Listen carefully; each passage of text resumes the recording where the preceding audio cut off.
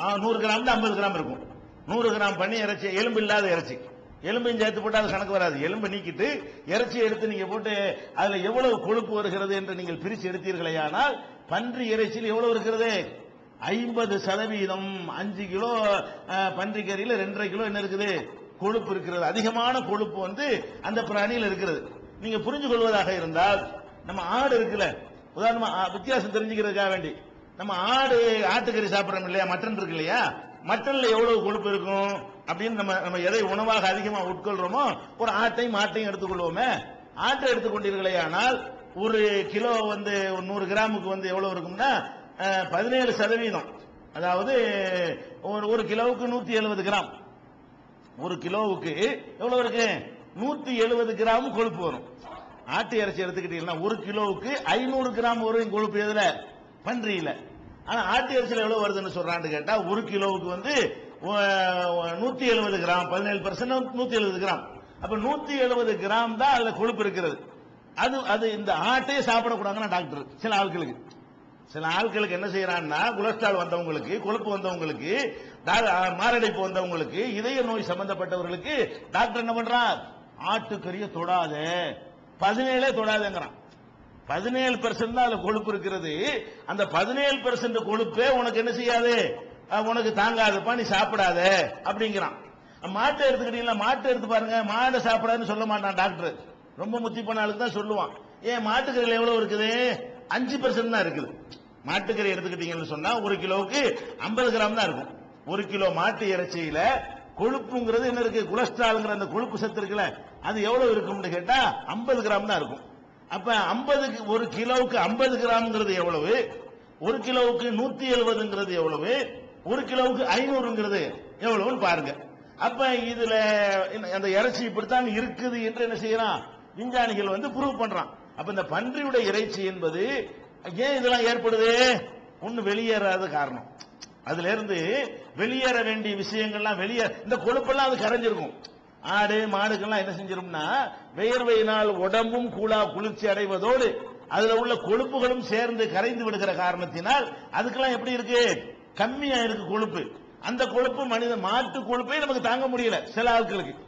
சில ஆட்களுக்கு மாட்டினுடைய கொழுப்பே அவர்களுக்கு ஏற்றதல்ல. திங்கவே திங்காதீங்க, தொடாதீங்க அப்படின்னு சொல்லக்கூடிய காட்சியை பார்க்கிறோம். அப்ப இது ஒரு முக்கியமா கவனிக்க வேண்டிய விஷயம்.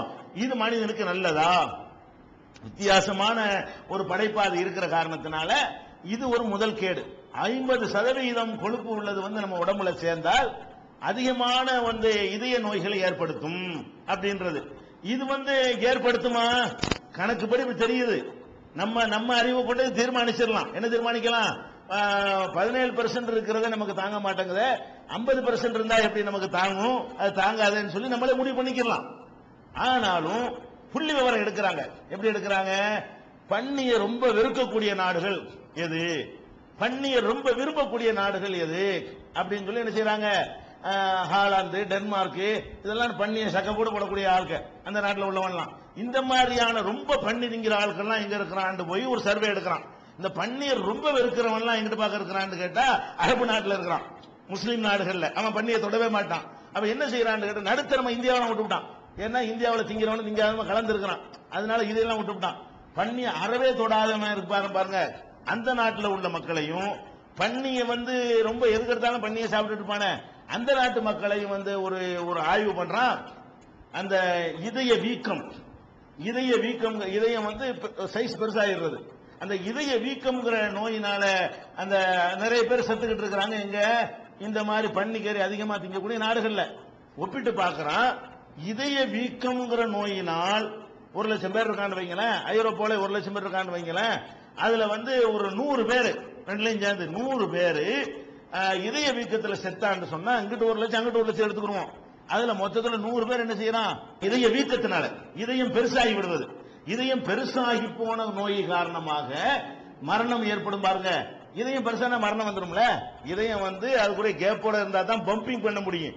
அப்படி ஊதிக்கிருச்சுன்னா எப்படி அமுக்கும்? ஊதிக்கிருச்சுன்னா அதுக்கு கேப் இருக்காது. கேப் இருந்தா தான் உங்களுக்கு ரத்தத்தை அமுக்கி விடும். கேப் இல்லாத அளவுக்கு இதயம் ஊதிக்கிருச்சுன்னு சொன்னா அது வந்து இதயம் வந்து உடம்புக்கு சப்ளை பண்ண முடியாது, விரிய முடியாத, விரிஞ்சி சுருங்குற அளவுக்கு இப்படி இருக்கணும். அப்படிதான் விரிய முடியும். இப்படி வச்சுட்டு ஒரே அமுக்கி பிடிச்சுன்னா இப்படி வச்சு ஒரு அடி நின்றுச்சுன்னா என்ன செய்யாது, பம்பிங் நடக்காது. பம்பிங் இல்லாத காரணத்தினால என்னவாகிறாங்கன்னா சீக்கிரமா செத்து போயிடுறாங்க. இது இந்த பன்றி சாப்பிடக்கூடிய நாடுகள்ல இதயம் பெருசாகி போய் ஊதி போய் சாகக்கூடியவர்கள் 80% என்றால் இதுல 20% இருக்கிறார்கள் அப்படின்னு சொல்றான். ஏன்னு கேட்டா இவன் இது அரபு நாட்டை பண்ணனால போய் இருக்கிறான். ஏன்னாட்டா இவன் பண்ணியை திங்காட்டா கூட நல்ல ஒரு ஆள் ஒரு ஆடை திம்பான், ஒரு ஆள் ஒரு ஆட்டை திம்பான். அதனால ரொம்ப கொழுப்பு ஏறுது. 3 ஆடு திண்டா ஒரு பண்ணிக்கு சமமா போயிரும்ல. 17% இருக்குல்லங்க. 3 ஆடு திண்டான்னு சொன்னா கொழுப்பு கணக்குல என்ன ஆயிருது, 50% முடியாது இல்லையா? அப்ப அந்த மாதிரியான ஒரு நாட்டில் போய் எடுத்துட்டான். நம்மள மாதிரி ஏழைப்பாளைய டெஸ்ட் எடுத்தான்னு வைங்க, நம்ம 0 100 இருப்போம். நம்ம எவ்வளவு இருப்போம்? நம்ம 0 தான் இருப்போம். இதையும் வாங்கி சாப்பிடக்கூடியவர்கள். ஏன்னா நம்ம என்ன பெருநாளைக்கு ஒரு 1/2 கிலோ கறியா வாங்கி சாப்பிடுவோம். அப்படி அவன் என்ன செய்யறான், டெய்லி ஒரு 3 ஆடை சாப்பிடுறான். அந்த மாதிரி சாப்பிடுறவனை போய் ஆய்வுக்கு எடுத்துக்கிட்டாங்க. அதனால யாருக்கு இந்த சதவீதம் கூட வருது. இல்லன்னா என்ன இருக்காது, இவ்வளவு கூட இருக்காது, இதோட ரொம்ப குறைவா இருக்கும். அப்ப நம்ம பார்க்கிறோம் இந்த கேடு அதிகரித்ததற்கு எது காரணம்? இந்த பண்ணியை தவிர வேற அவனுக்கு பெரிய வித்தியாசம்லாம் கிடையாது. அதுதான் முக்கியமான காரணம் என்று சொல்லி அதை ஆராய்ச்சி பண்ணி என்ன செய்யறாங்க, இப்ப கண்டுபிடிச்சு சொல்றாங்க. இது ஒரு முக்கியமான ஒரு விஷயம். அடுத்தது என்னன்னு கேட்டா, பன்றியுடைய இறைச்சியில ஒரு நாடாப்புழு ஒரு புழு இருக்கிறது. ரொம்ப சின்ன ஒரு புழு இருக்கிறது. அந்த புழு அந்த இறைச்சியிலேயே வாழ்ந்து கொண்டிருக்கிறது. அந்த புழுவை எல்லாம் வெளியேறுவது கிடையாது, சாவுறதும் கிடையாது. அந்த நாடாப்புழுடைய ஒரு தன்மை என்னன்னு கேட்டா, எவ்வளவு வெப்பத்திலையும் அது மட்டும் சாவாது. ஒரு இறைச்சியை நம்ம வேக வச்சோம்னு சொன்னா அதுல கிருமியோ மற்ற எதுவோ இருந்தாலும் செத்துருமா இல்லையா? செத்துரும். சமைக்கிற அளவுக்கு உள்ள அந்த வெப்பத்தை நம்ம கொடுத்தோம்னு சொன்னா அதுல கிருமிகள் இருந்தா கூட அது நினைஞ்சிரும். அதுக்கு தானே சமைக்கிறோம். சமைப்பதன் மூலமாக அது காய்கறியா இருக்கட்டும், ஆடு மாடு எதுவா இருக்கட்டும், எந்த பொருளாக இருந்தாலும் சமைச்சிட்டோம்னு சொன்னா அதுல உள்ள கிருமி நினைஞ்சிரும், செத்து போயிடும். அப்ப கிருமிகள் எதுவும் வாழ முடியாது. இந்த நாடாப்புழு பன்றி இறைச்சியில் இருக்கக்கூடிய இந்த நாடாப்புழு மாத்திரம் அது எப்படிப்பட்ட தன்மை உள்ளதா இருக்குன்னா, எவ்வளவு பெரிய ஒரு வெப்பத்திலையும் அது சாவவே சாவாது. அந்த இறைச்சியை நீங்க எத்தனை ஒரு 24 நாளைக்கு அதுல வேக வச்சுட்டு நெருப்புலே போட்டு எடுத்தாலும் சரிதான், அது கரையிற அளவுக்கு நீங்க எடுத்தாலும் சரிதான், இறைச்சி வேண்டா கரையுமே தவிர அதுல இருக்கக்கூடிய நாடாப்புழுக்கள் என்ன செய்வதில்லை, சாவது. அதிகபட்ச வெப்பத்திலையும் ஒரு சாகாத ஒரு பொருள் ஒரு பிராணியுடைய இறைச்சியில் இருக்குன்னா அது எப்படி மனசு திங்கலாம்? அது போய் உள்ள போனா நமக்கு இந்த வெப்பத்திலையும் சாவாத ஒண்ணு நமக்குள்ள போய் என்ன வேலையெல்லாம் செய்யும் அப்படி யோசிக்கணுமா இல்லையா? அப்ப அந்த எவ்வளவு வெப்பத்திலையும் சாவாத ஒரு கேடு தரக்கூடிய அந்த புழு எதுல இருக்குது, பன்றி இறைச்சியில் இருக்குன்னு சொல்லி அதுக்கு நாடாப்புழுன்னு சொல்லி அது பேர் வச்சிருக்கிறான். அப்ப இது ஒரு முக்கியமான ஒரு அடிப்படையான விஷயம். அப்ப இதனால என்ன ஏற்படுதுங்கிறான்னு கேட்டா, விஞ்ஞானிகள் ஆய்வு செஞ்சு சொல்றான், பன்றியுடைய இந்த இறைச்சியின் காரணமாக 66 நோய்கள் வருது. எத்தனை நோய்? 66 நோய்களுக்கு எது காரணங்கிறான்? இந்த பன்றி இறைச்சி காரணம். இன்னும் சொல்ல போனால் நீங்க டிவில எல்லாம் அடிக்கடி விளம்பரம் பார்ப்பீங்க. என்ன விளம்பரம் பார்ப்பீங்க? வீடுகளுக்கு அருகே பன்றிகளை வளர்க்காதீர்கள், படுபயங்கரமான மூளை காய்ச்சலுக்கு ஆளாகாதீர்கள். நம்ம நாட்டு டிவியில அரசாங்கத்திலும் தரக்கூடிய விளம்பரத்தில் என்ன கொடுக்கறான்? வீடுகளுக்கு அருகே பன்றியை வளர்க்காதீங்க, படுபயங்கரமான மூளை காய்ச்சலுக்கு நீங்கள் ஆளாகாதீர்கள், பலியாகாதீர்கள். அப்ப இந்த மூளை காய்ச்சல் ஒரு காய்ச்சல் பரவுது பாத்தீங்களா?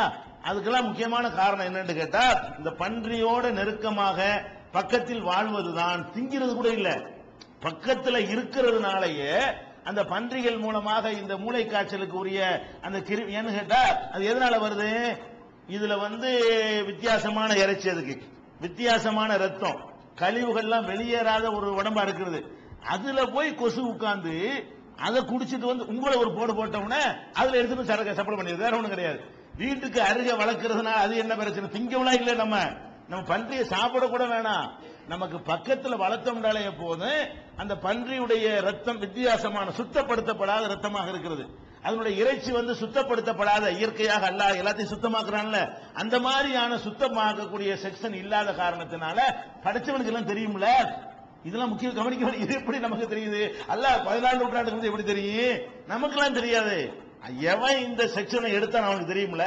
இந்த பன்றிக்கு இந்த நம்ம இதெல்லாம் வைக்கல, இதனுடைய ரிசல்ட் இப்படித்தான் இருக்கும் அவனுக்கு தெரியுமா இல்லையா? அதனால நமக்கு ஹராம்னு சொல்றான். இது இறைவனுடைய மார்க்கம். அல்லாஹ் அந்த காரணத்தினாலதான் அவனுக்கு இதெல்லாம் தெரியுது. முகமதுக்கு இதை சொல்ல இயலாது, மனிதருக்கு இதை சொல்ல இயலாது. 1400 வருஷத்துக்கு முந்தி வந்த எந்த மனிதராலும் இதை சொல்ல முடியாது. என்ன செய்யறான்? இந்த பன்றியில கொசுக்கள் போய் கடிச்சிட்டு நம்ம மேல உட்காருமையான, நம்மளையும் கடிக்குமையானால் மூளை காய்ச்சல் வந்துவிடும். ஏன்? அதுல உள்ள ரத்தத்துல மூளை காய்ச்சல்